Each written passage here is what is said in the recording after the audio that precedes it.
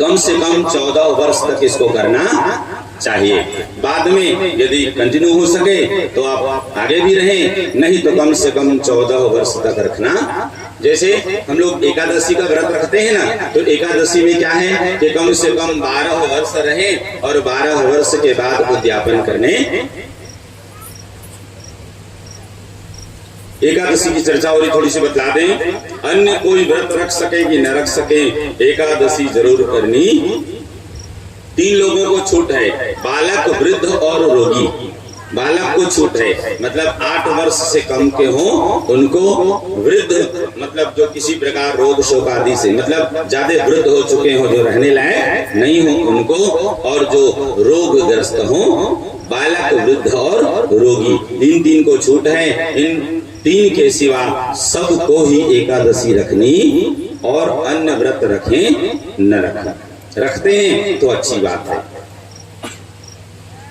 तो इस प्रकार, और जैसे एकादशी 12 वर्ष तक रहें, 12 वर्ष के बाद उद्यापन कर दें, उसके बाद फिर से उसको कंटिन्यू करना। कब तक? जब तक सामर्थ्य हो। लोग क्या कहते हैं, हम उद्यापन कर लिए हैं अब रोटी खा लेते हैं। गलत है, ऐसा नहीं करना चाहिए। मतलब हाँ, जब शरीर साथ देना छोड़ दे या कोई विशेष रोग शोक हो जाए तो बात अलग है कि अब मतलब असमर्थतावस्था में, असमर्थ होने की स्थिति में आप नहीं करते, कोई बात नहीं, नहीं तो कभी व्रत छोड़नी। और चर्चा के लिए बतला दूं, लोग कभी कभी गलत करते हैं। हमारे यहाँ घर में इस दिन किसी की मृत्यु हो गई थी तो इसलिए हम ये त्योहार नहीं मनाते। खाना छोड़ दो ना, नहीं छोड़ते। पार्टी मनाना छोड़ दो ना, कि उस दिन कहीं किसी के यहाँ विवाह होगा तो हम नहीं जाएंगे, उस दिन हमारे यहाँ कोई मर गया था। अपने स्वार्थ की बात नहीं छोड़ते, भगवान की पूजा बस नहीं करना चाहिए ऐसा। हाँ, अशौचावस्था में यदि आपके घर में जरना शौच हो जाए, मरना शौच हो जाए, तो उस स्थिति में भगवान की पूजा वर्जित है। लेकिन व्रत किसी भी परिस्थिति में वर्जित नहीं है। व्रत रखने चाहिए, व्रत भंग न हो किसी भी परिस्थिति में। आपको बता दूं, पूजा नहीं कर सकते, ठीक बात है, जन्ना शौच हो, मरना शौच हो, उस स्थिति में पूजा नहीं करनी है, लेकिन व्रत भंग नहीं होनी। कोई भी किसी को कुछ हो, याद रहे।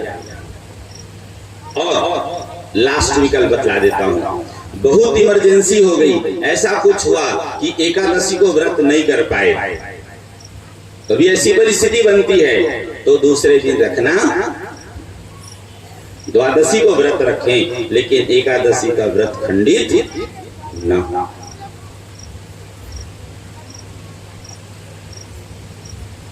चलिए अब आगे यहाँ जो है फिर एक कथा रही है। एक बार दुर्वासा ऋषि भगवान विष्णु जी के यहाँ से सुंदर उनके दर्शन के बाद लौट रहे थे। आशीर्वाद स्वरूप उन्हें माला प्राप्त हुआ था, और उस माला को बीच मार्ग में इंद्र से भेंट हो गई, तो इंद्र को देवराज समझकर सम्मान स्वरूप वो माला इंद्र को भेंट कर दिए। इंद्र श्रीमत में मतवाले हो रहे थे, श्रीमत में मतवाले हो रहे थे। अब क्या हुआ,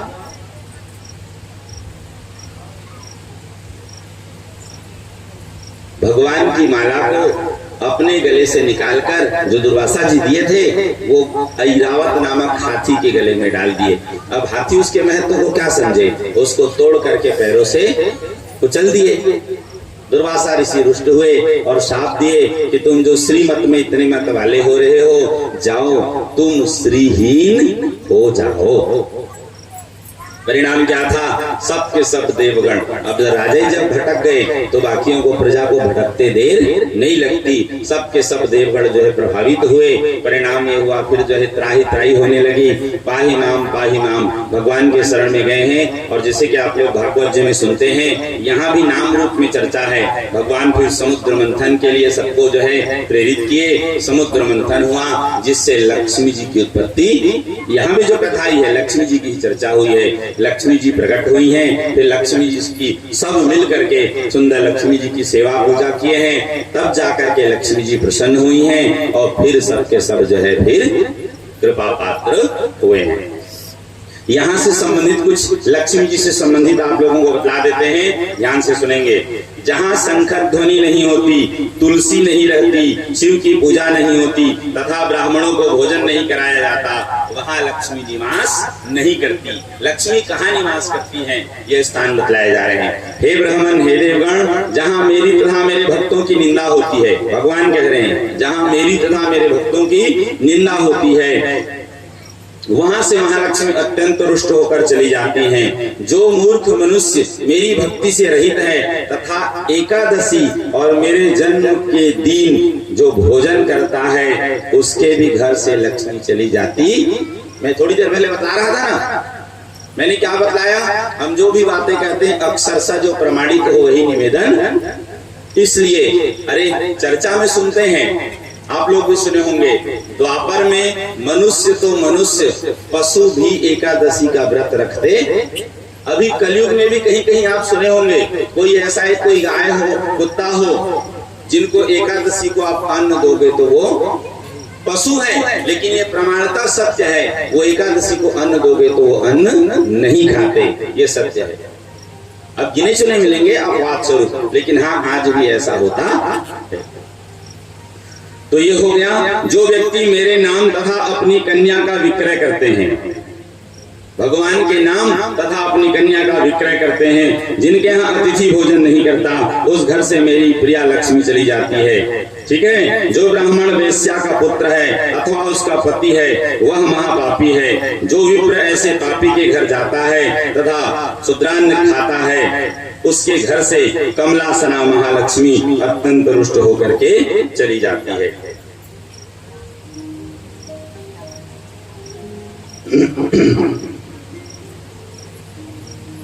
बहुत सुंदर सुंदर प्रसंग है, कहिए। बहुत विस्तार। यत्र यत्र हरेरर्चा हरेरुत्कीर्तनं तथा तत्र तिष्ठति सा देवी सर्वमंगल मंगला। यत्र प्रशंसा कृष्णस्य तद्भक्तस्य पितामह सा च कृष्ण प्रिया देवी तत्र तिष्ठति संततम। यत्र शंखध्वनि ध्वनि शंख शिला च तुलसी दलम तत्सेवा वंदनम ध्यानम तत्र सा परितिष्ठति। और इन सब अशुभ कर्मों के विपरीत जहाँ शुभ कर्म होते हैं वहाँ ही माता लक्ष्मी निवास करती हैं। और इस प्रकार फिर इंद्र आदि देवों के द्वारा माता लक्ष्मी का स्तवन और उसके बाद फिर माता लक्ष्मी की कृपा। अब यहाँ पे चर्चा आ रही है देवी स्वाहा का उपाख्यान। स्वाहा, स्वधा, दक्षिणा आदि यहाँ देवियों की कथा पूरी है। एक बार ऋषि महर्षि गण खूब यज्ञ आदि कर रहे थे, लेकिन यज्ञ में दिए हुए आहुति देवताओं को प्राप्त नहीं हो पा रही थी। सबके सब भगवान के समीप गए। भगवान सबको उपाय बतलाएं कि एक जो स्वाहा नाम की कन्या है वो अग्नि से ब्याह दी जाए। स्वाहा नाम की कन्या अग्नि से ब्याह दी जाए तो स्वाहा देवी की कृपा से फिर वह आहुति देवताओं को प्राप्त होगी। और तब जाकर के यह निर्णय हुआ और स्वाहा नाम की कन्या अग्नि को भेंट हुई और अग्नि और स्वाहा के गर्भ से 3 अग्नि प्रकट हुए। स्वाहा और अग्नि के गर्भ से दक्षिणाग्नि, गार्हपदाग्नि और आवाहनीयाग्नि। अग्निदेव प्रमुख, उनके 3 पुत्र हुए, तो 3 और 1 4 हुए। और इन 4 से फिर 45 हुए हैं, तो 45 और 4 49। अग्निदेव कितने प्रकार के होते हैं? हम लोग सबको एक ही मानते हैं, लेकिन याद रहे अलग अलग संस्कारों में अलग अलग प्रकार के, मतलब अलग अलग रूपों में हम अग्निदेव की पूजा, जैसे उपनयन संस्कार है तो अग्नि की पूजा अलग रूप में होगी। अग्नि संस्कार है, अंत्येष्टि संस्कार, तो वहाँ पूजा अलग रूपों में होगी। गृह प्रवेश है तो अलग रूप में पूजा होगी। सामान्य पूजन है तो अलग रूप में पूजन होंगे। विवाह आदि है तो अलग रूप में पूजित होंगे। अब कहीं गड़बड़ कर दिए, मान लीजिए विवाह हो रहा है और यदि अंत्येष्टि संस्कार वाली अग्नि की पूजा कर दिए तो क्या होगा? कोई नहीं कोई तो भैया जिसको बुलाए वो अपना काम करेंगे। तो इन चीजों को समझना है। हवा भी 49 प्रकार के और अग्नि भी हम लोग एक ही समझते हैं, लेकिन एक नहीं है, अलग अलग रूप में ये प्रभावित होते हैं। यही जो स्वाहा नाम की कन्या है, ये भी भगवान की प्राप्ति हेतु जब ये प्रकट हुई ना, तो केवल तपस्या की है और इनकी कामना थी ये भगवान श्री कृष्ण को प्राप्त। तो फिर भगवान आश्वासित किए, बोले देवी इस समय तो नहीं, लेकिन आने वाले समय में मैं जरूर आपको स्वीकार करूंगा। इस समय तो अग्नि की पत्नी बनी है स्वाहा के रूप में, और इसीलिए कही जाती है कि होम करते समय जिस आहुति के साथ स्वाहा न बोली जाए वो आहुति देवताओं को प्राप्त। इसी कथा के कारण कि जब तक स्वाहा नाम की देवी अग्नि से ब्याही नहीं गई थी, तब तक ऋषियों के द्वारा प्रदत्त आहुतियां देवगणों को प्राप्त नहीं होती थी। तो यही से नियम बना है, ठीक है। मतलब जब भी आहुति प्रदान करें, और चर्चा हो रही तो अच्छी बात बतला दूं, जैसे ही पंडित जी ने स्वाहा कहा तो उसके साथ ही भेंट करनी, न पहले न बाद। पहले भेंट करते हो तो भी गलत है, या बाद में भेंट करते हो, इसलिए बिल्कुल सावधान होना चाहिए। जब भी पूजा पाठ हो कोई भी बातचीत न की जाए। यहाँ जो सब आप लोगों को टोकते हैं ना, हो सकता है कुछ लोगों को बुरा भी लगता हो, लेकिन टोकने का कारण आपको हर्ट करना नहीं है, किसी को डोमिनेट करना, किसी को अपमानित करना। जो शास्त्र सम्मत व्यवहार है उसके लिए आपको प्रेरित करना। व्यासपीठ से सबकी कल्याण की कामना की जाती है, किसी को जो है दुखी करना उद्देश्य नहीं है। बोलने का उद्देश्य सिर्फ इतना होता है कि आपको इसका पूर्ण लाभ मिले। ये बताइए, आपकी हानि होगी, हमें कुछ लाभ नहीं होगा। आपको लाभ होगा तो भी हमें कोई हानि नहीं होगी। लेकिन बतलाना इसलिए जरूरी है, यहां नहीं सीखे तो और कहां सीखेंगे। तो भगवान स्वाहा नाम की देवी को फिर आश्वासित किए, और वही स्वाहा नाम की कन्या फिर जब भगवान श्री कृष्ण के रूप में प्रकट हुए हैं, मतलब 28वें द्वापर में, तो जो भगवान की 8 पटरानियां बनी हुई हैं, उनमें जो चौथी पटरानी हुई, 5वीं पटरानी नाग्न जीती, 5वीं 6वीं पटरानी हुई है नाग्न जीती। रुक्मिणी, जाम्बवती, सत्यभामा, कालिंदी, मित्रविंदा और नाग्न जीती। जो 6वीं पटरानी हुई नाग्न जीती, राजा नग्न जीत की कन्या नाग्न जीती, वही पहले जन्म में स्वाहा नाम की देवी थी, जो दूसरे जन्म में नाग्न जीती हुई है, और तब भगवान श्री कृष्ण को प्राप्त किया। इनकी भी चर्चा बीच में किए थे ना, कि जब नाग्नजीती नामक अपनी कन्या राजा नग्नजीत भगवान को भेंट किए ना, तो इतने सारे भेंट सामग्री दिए थे कि क्या कहें। एक का उदाहरण बताए थे ना, 9 अरब सेवक दिए थे। कितने? अभी पूरे विश्व की जनसंख्या नहीं है, इतने सेवक भेंट में दिए थे, ठीक है। वैसे उतने ही घोड़े, उतने ही हाथी, मतलब 9 अरब नहीं, मतलब इसी प्रकार अधिक से अधिक। आगे ऐसे ही स्वधा देवी की उपाख्यान है, स्वधा देवी की कथा है। पितरों के साथ भी ऐसा ही हुआ था।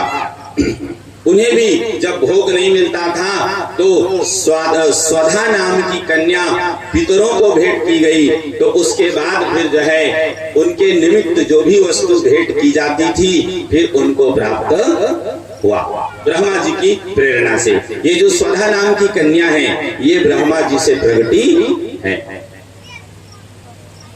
तो अब ये दोनों चीज आप सीख लिए। जब भी श्राद्ध तर्पण करें तो याद रहे, और कोई मंत्र नहीं भी आता हो तो स्वधा स्वधा शब्द का उच्चारण श्राद्ध तर्पण में, और अन्य मंत्र ज्ञात हो, पता हो तो अच्छी बात, न हो तो कोई दिक्कत नहीं। खाली स्वधा स्वधा शब्द का उच्चारण करते हुए भी आप पितरों के निमित्त भेंट करेंगे तो वो उन्हें मिल जाएंगे, लेकिन बिना स्वधा के उनको प्राप्त नहीं होंगे। तो इसलिए जरूर इन चीजों को याद रखें और प्रयोग करें। अब चर्चा हो रही तो बतला दें, कुछ लोग हल्ला मचा देते हैं कि गया जी से आ गए उसके बाद जो है तर्पण आदि की आवश्यकता नहीं है। ऐसी कोई बात नहीं है। पिंडदान नहीं करना है, पिंडदान नहीं करना है, लेकिन तर्पण जीवन भर बंद नहीं करना है।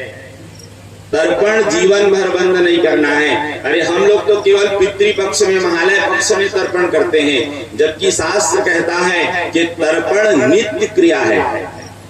तर्पण नित्य क्रिया है। नित्य क्रिया मतलब प्रतिदिन करना चाहिए, रोज करना चाहिए, केवल पितृपक्ष में नहीं। जो मनुष्य यदि तर्पण नहीं करता अपने पितरों के निमित्त, तो ऐसा वर्णन है शास्त्रों में, उनके पितर उनके रक्त का पान करते हैं, उनके पितर उन पर संतुष्ट नहीं होते। तो इसलिए अरे चलो 360 दिन का सही, कम से कम पितृपक्ष में तो विधिवत करना ही चाहिए। आगे इसी प्रकार भगवती दक्षिणा का उपाख्यान है, मतलब यज्ञ से संबंधित, यज्ञ सफल नहीं हो रहे थे, तब दक्षिणा नाम की कन्या को क्या किए, यज्ञ पुरुष मतलब साक्षात भगवान को भेंट किए हैं, यज्ञ पुरुष के रूप में भगवान ही हैं, और तब जाकर के यज्ञ सफल। ये कथा बतला रही है कि कोई भी पुण्य कर्म, कोई भी सत्कर्म आप करते हैं, मतलब भगवान की सेवा, पूजा जो है, आराधना, और उसमें यदि दक्षिणा भेंट न की जाए तो वह यज्ञ पूर्ण नहीं होते। ठीक है, तो इसलिए आप लोग इन बातों का जरूर ध्यान रखें और वैसे ही आचरण करें। आगे अब एक कथा ही है भगवती षष्ठी की महिमा के प्रसंग में, राजा प्रियव्रत की कथा। राजा, ये प्रियव्रत कौन है? तो आप लोग कथा के रूप में सुनते हैं, स्वयंभू मनु और शत्रुपा की 5 संतानें हुई। स्वयंभू मनु और शत्रुपा की 5 संतानें, 3 कन्याएं हुई हैं और 2 पुत्र हुए, आकृति, देवहूति और प्रसूति। ये 3 कन्याएं हुई, 2 पुत्र हुए, प्रियव्रत और उत्तानपाद। उत्तानपाद की कथा आप लोग ध्रुव आदि के विषय में सुने, ध्रुव आदि की चर्चा के माध्यम से। प्रियव्रत जी ये विरक्त हो गए थे, मतलब संसार में इनकी रुचि नहीं थी, तो ये तपस्या करने के लिए चले गए थे, और उसके बाद में ब्रह्मा जी के समझाने पर इन्होंने गृहस्थ स्वीकार किया है, और बाद में फिर इन्हें संतान की प्राप्ति हुई है। इसमें क्या हुआ देखिए, ये जो भगवती षष्ठी है, मूल प्रकृति के 6ठे अंश से जो देवी आविर्भूत हुई, उन्हीं देवी का नाम षष्ठी देवी है। ये भगवान कार्तिकेय की पत्नी है, जिनका एक नाम देवसेना भी। भगवान कार्तिकेय की पत्नी है, जिनका एक नाम देवसेना भी है। इनके विषय में सुन लीजिए, क्या हुआ कि महर्षि कश्यप जब प्रियव्रत को संतान की प्राप्ति नहीं हुई थी, तब उनके द्वारा क्या किए, पुत्रेष्टि यज्ञ कराए, और उससे फिर उनकी प्रिय भार्या मालिनी को यज्ञ चरु प्रदान किए, और जिससे जो है बाद में उन्हें पुत्र की प्राप्ति हुई है। पुत्र की प्राप्ति हुई तो जरूर, लेकिन संजोग ऐसा हुआ कि वह पुत्र मृत अवस्था में जन्म प्राप्त, मतलब जब जन्म हुआ तो मरा हुआ। सबके सब दुखी हो गए। राजा फिर क्या किए, उस पुत्र को लेकर स्मशान में गए हैं, और वहां जाकर के जो है फिर वो बड़े दुखी भाव से ही, करुण भाव से ही माता जी का जब स्तवन किए, तो माता जी वहां पे प्रकटी हैं, और प्रसन्न होकर यहीं पे षष्ठी देवी फिर उस बालक को जीवित की हैं, और साथ में राजा को ये आज्ञा दी कि जाकर के अपने राज्य में लोगों से ये कहें कि आप स्वयं भी करें, और साथ में लोगों को भी मेरी आराधना के लिए प्रेरित करें। तो राजा फिर प्रसन्नता पूर्वक उस पुत्र को लेकर के आए हैं, और सद्भाव पूर्ण फिर षष्ठी देवी की आराधना। याद रहे, जिनके यहाँ भी बालक बालिका का जन्म हो, मतलब जो है जन्म संस्कार है ना, बालक बालिका जो भी हो जिनके यहाँ, तो जन्म से 6वें दिन या 21वें दिन या उसके बाद जब भी बालक के कोई शुभ संस्कार हो, उस समय जरूर षष्ठी देवी की पूजा करनी जरूरी है। बंधन नहीं है कि इस दिन ही करें, लेकिन जरूर षष्ठी देवी की पूजा करनी। इससे उस बालक के सारे अनिष्ट दूर होते हैं और कर्ता के ऊपर भी माता की कृपा होती है। तो षष्ठी देवी की पूजा जरूर करें बालक के शुभ संस्कारों के अवसर पर। अब देखिए, इससे बड़ी कृपा, इससे बड़ी जो है भक्ति और क्या होगी कि माता जी राजा के भक्ति से प्रसन्न होकर उस मृत पुत्र को ही जीवन प्रदान। ये सब माता जी की कृपा है और निश्चित रूप से हम उनकी आराधना करेंगे तो हमारे बच्चों के सारे अरिष्ट भी दूर, ये सत्य है।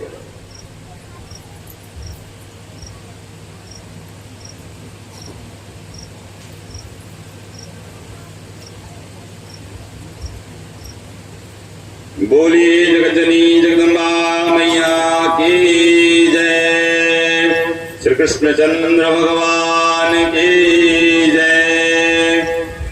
आगे आदि गौ सुरभि देवी का आख्यान वर्णन आ रहा है। एक समय की बात है, गोपांगनाओं से घिरे हुए कौतुकी राधिकापति श्री कृष्ण राधा के साथ पुनीत वृंदावन में गए हुए हैं। वहां वे एकांत में क्रीड़ा पूर्वक विहार करने लगे। तभी सहसा उन्हें स्वेच्छामय प्रभु को दुग्ध पान की इच्छा हो गई। भगवान श्री कृष्ण को दुग्ध पान की इच्छा हुई तो उसी समय भगवान के इच्छा मात्र से उनके वाम भाग से सुरभि गौ प्रकट हुई है। भगवान श्री कृष्ण जो है फिर एक गो उस सुरभि गौ से जो है दुग्ध प्राप्त किए, भगवान को भेंट किए हैं।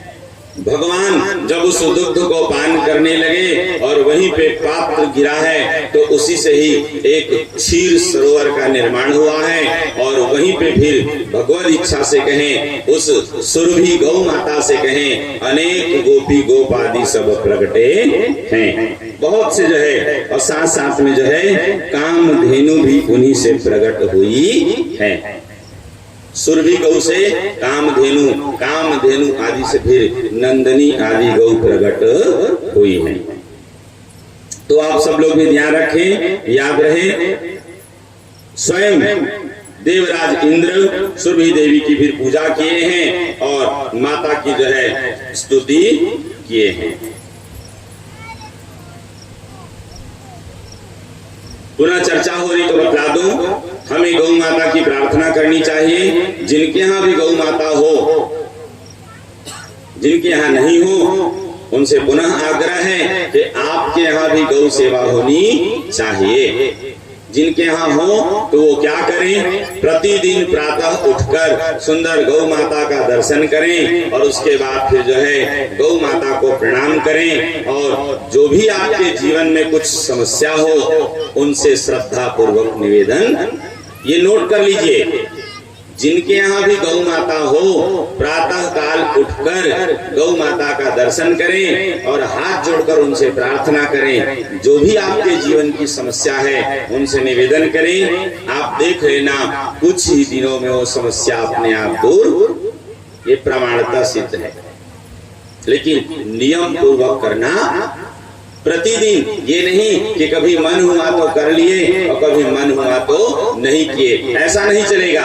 प्रतिदिन और समय पर उठकर गौ माता की सेवा करें, गौ माता की जय सुंदर भक्ति प्रार्थना करें। गाँव में अग्रता संतु, गाँव में संत पृष्ठत, गाँव में हृदय संतु, गवाम मध्य वसाम्य हम। नमो गोभ्य श्रीमतीभ्य सौरभेभ्येव च, नमो ब्रह्म सुताभ्यश्च पवित्राभ्यो नमो नमः। इस प्रकार सुंदर गौ माता की प्रणाम करें। फिर से कह दो, आपके जीवन में जो भी समस्या होगी, यदि आप रोज गौ माता की इस प्रकार यदि प्रार्थना सेवा करें तो निश्चित रूप से वो समस्या अपने आप दूर हो जाएगी। तो तो इसलिए आप सब यह आचरण जरूर करें। लेकिन ये कब संभव होगा? जब घर में गौ माता होगी तब। इसलिए जरूर घर में गौ माता की सेवा करें।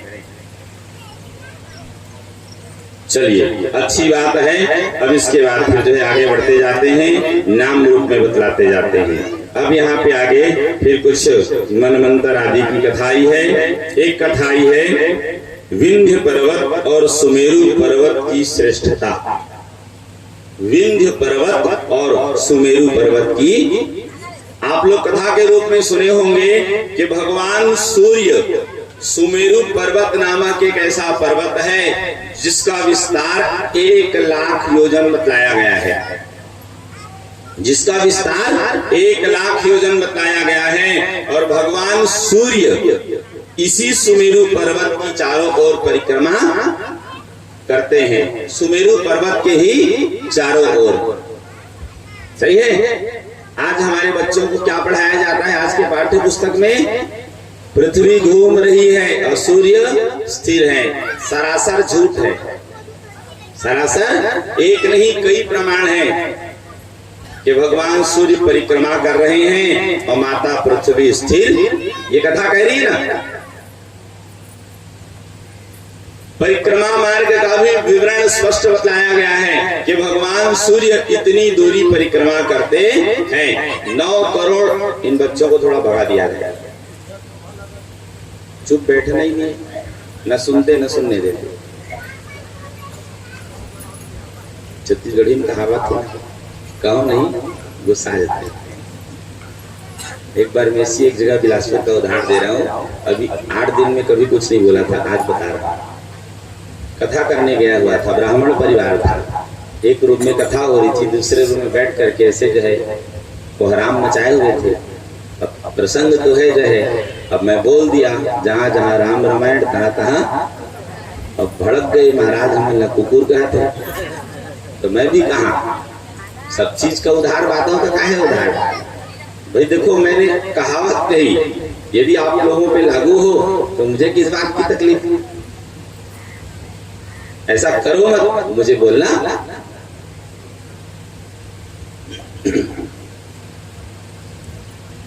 चलिए, तो एक बार नारद जी क्या हुआ, इसी सुमेरु पर्वत की प्रशंसा विंध्य पर्वत के समक्ष कर दिए। सच में सुमेरु पर्वत पूरे इस पृथ्वी के आधार स्तंभ है, मतलब सबसे प्रमुख है। 1 लाख योजन विस्तार है। इसी सुमेरु पर्वत के कारण कहीं दिन होता है तो कहीं रात। आज भी ऐसा होता है। अभी हमारे यहाँ जैसे सायंकाल की बेला है तो किसी देश में दोपहर होगा, किसी देश में रात्रि होगी, तो किसी देश में सुबह का समय होगा। कारण और कुछ नहीं है, ये सुमेरु पर्वत इतना विशाल है कि भगवान सूर्य जब इसके एक दिशा में होते हैं तो दूसरी दिशा में अंधेरा। इतना विशाल है, 1 लाख योजन। अब 1 लाख योजन मतलब आप लोग खुद समझ जाइए। रामचरितमानस के अनुसार जो आप लोग सुनते हैं, सत जो जन ते ही आनंद कीन्हा, अति लघु रूप पवन सुत लीन्हा। 1 योजन मतलब 4 कोस। अब 1 लाख योजन मतलब आप कर दीजिए 4 से गुणित, तो 4 लाख कोस होंगे। अब 4 लाख कोस मतलब 1 कोस मतलब लमसम 4 किलोमीटर। एग्जैक्ट 4 किलोमीटर नहीं होता, 3.5 समथिंग होता है, लेकिन 4 किलोमीटर मान लीजिए। लबरा कस करती, सही है। तो 4 किलोमीटर मान लो, तो फिर 4 से गुणित कर दो, तो 16 लाख किलोमीटर उसका विस्तार है, जिसमें से 32 योजन धरती के नीचे और ऐसे ही ऊपर इसका विस्तार बतलाया गया। भगवान सूर्य इनके चारों तरफ परिक्रमा करते हैं और भगवान सूर्य की गति आप लोग देखें, चंद्रमा की गति उनसे भी कई गुना स्पीड में है। जितनी दूरी भगवान सूर्य 1 महीने में क्रॉस करते हैं, कितने? चंद्रमा मात्र 2.5 दिन में कर देते हैं। अब सोचिए चंद्रमा की स्पीड कितनी ज्यादा होगी। 1 महीने में भगवान सूर्य जितना घूमते हैं, चंद्रमा मात्र 2.5 दिन में। इसीलिए जो है अब वो फिर कैसे करूं, मतलब भगवान सूर्य जैसे 1 महीने 1 राशि में निवास करते हैं। भगवान सूर्य एक राशि में एक महीने, तो वही 12 महीने में 12 राशि, मेष वृष मिथुन आदि। जैसे अभी अब चैत्र महीना चल रहा है तो अभी भगवान मेष राशि में, ठीक है। इसके बाद फिर क्रम जो है बढ़ते जाता है। अभी मेष राशि मतलब जिसमें आप लोग जैसे जो मकर संक्रांति मनाते हैं ना माघ महीने में, उसके बाद फिर जो है मकर के बाद कुंभ और मीन, कुंभ और ये थोड़ा थोड़ा आगे पीछे होता है, एग्जैक्ट दिमाग में मत लाइएगा। ये क्या होता है समय के अनुसार आगे पीछे होता है, लेकिन एक समझने के लिए बतला रहे हैं कि भगवान एक महीने एक राशि में निवास, भगवान सूर्य, चंद्रमा 2.5 दिन में। अब इसीलिए जो है चंद्रमा की स्पीड ज्यादा है। तो देखिए 12 महीने तो 12 अढ़ायम 30 होता है ना, बस यही गणित है।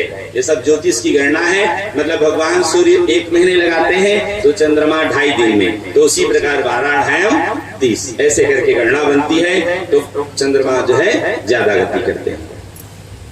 तो नारद जी के द्वारा अब सुमेरु पर्वत की जो है प्रशंसा कर दी गई। तो विंध्य पर्वत को लगने लगा ऐसी बात है, मैं उनसे बड़ा होकर दिखाता हूं,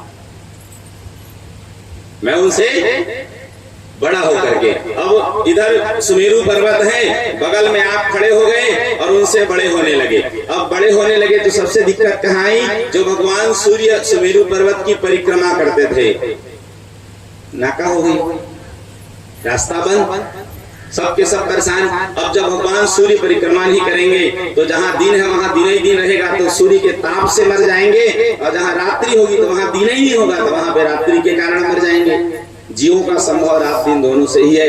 दिन ही दिन हो जाए तो संभव नहीं है, रात ही रात हो जाए तो जीवों का जीवन संभव नहीं है।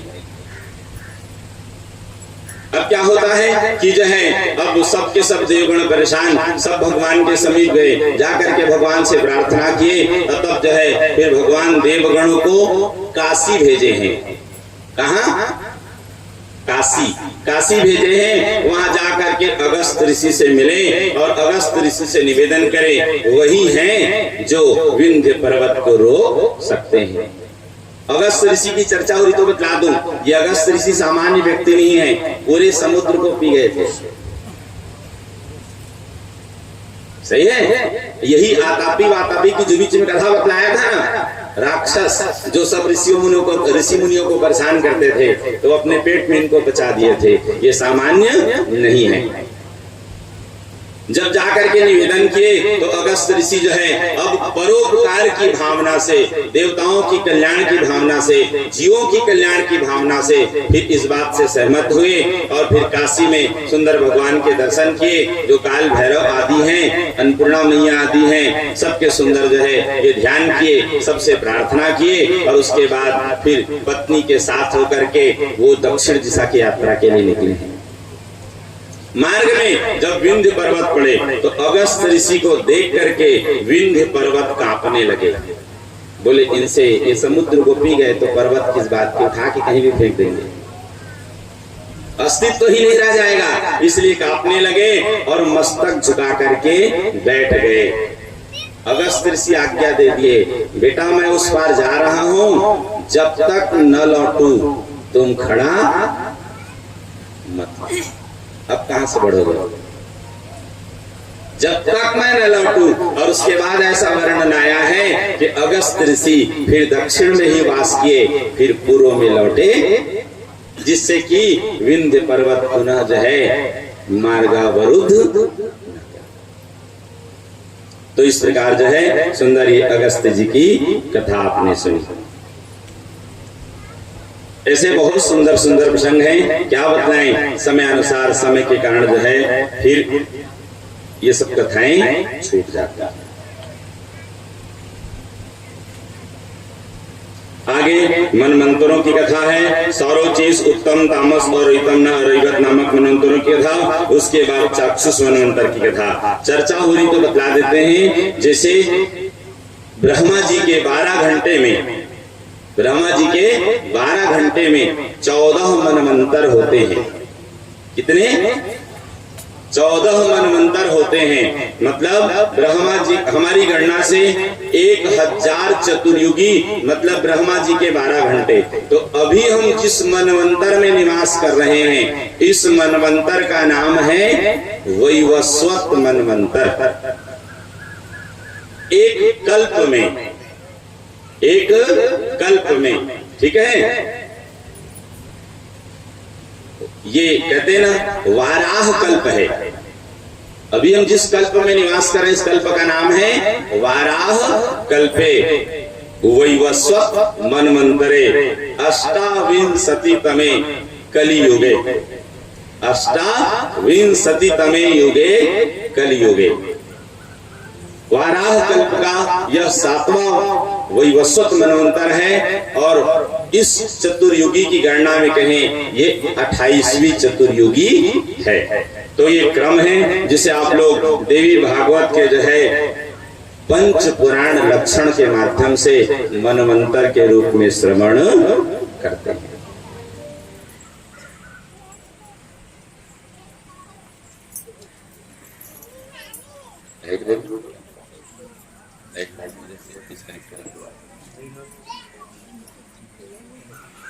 बोले जगतनी जगदम्बा मैया की जय।